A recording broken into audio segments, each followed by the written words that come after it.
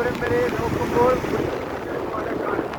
അതിനെയാണ് കടൽക്ഷോഭം എന്ന് പറയുന്നത്. അല്ലാതെ കണ്ട് കരയിൽ ആഞ്ഞടിക്കുന്നതിന് കടലാക്രമണം എന്ന് പറയും.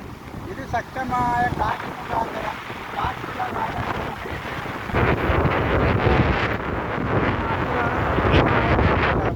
ആ കാറ്റുള്ള സമയത്താണ് ഇങ്ങനെ വ്യക്തമായ തിരമാല വരുന്നത്. അത് കരയിൽ നിന്ന് കണ്ടെത്താ ദൂരം വരെ നോക്കിയാൽ പുഞ്ചിരിക്കുന്നത് പോലെ കാണും. ഇതിനെയാണ് യഥാർത്ഥ കടൽക്ഷോഭം എന്ന് പറയുന്നത്. ഇത്തരം കടൽക്ഷോഭം അനുഗ്രഹമാണ്, ഇത് നാശമല്ല.